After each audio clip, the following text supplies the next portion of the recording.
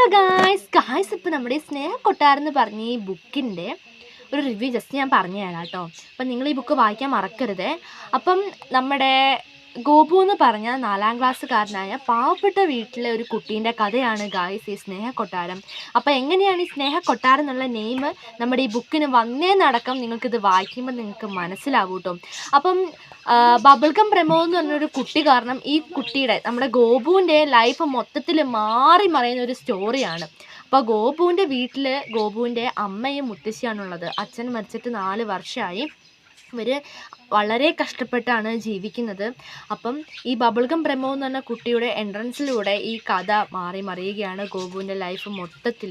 പിന്നെ ഗോപുവിൻ്റെ ഒരു വലിയ ടാലൻറ്റ് ഞാൻ പറഞ്ഞില്ല അല്ലേ. ഗോപു നന്നായി പടം വരയ്ക്കുന്ന ഒരു കുട്ടിയാണ്. ഗോപുവിൻ്റെ കഴിവിലൂടെ ഗോപുവിൻ്റെ ലൈഫ് മാറുന്നു.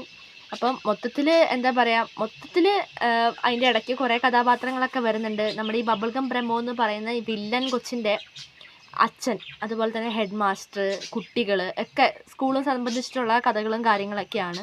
അപ്പോൾ ഇത് വായിക്കുമ്പം നമ്മൾ അറിയാതെ നമ്മൾ കരഞ്ഞു പോകും. കാരണം ഒരു തുള്ളി കണ്ണീരെങ്കിലും നിങ്ങളുടെ കണ്ണിൽ നിന്ന് പൊടിയാതിരിക്കില്ല. കാരണം അത്രയും നമ്മൾ ഇൻവോൾവ് ആയി പോകും. സ്നേഹവും അതുപോലെ തന്നെ വിഷമവും ദേഷ്യവും പല പല വികാരങ്ങൾ, മെയിനായിട്ടും സ്വന്തതയും ദൈവവിശ്വാസവും ഭയങ്കരമായിട്ട് തെളിഞ്ഞു നിൽക്കുന്ന ഒരു സ്റ്റോറിയാണിത്. അപ്പോൾ ഓരോ ബുക്ക് വായിക്കുമ്പോഴും നമുക്ക് ഒത്തിരി അറിവുകൾ നമുക്ക് കിട്ടും. പല ബുക്ക് വായിക്കുമ്പോൾ പല അറിവുകൾ നമുക്ക് കിട്ടും.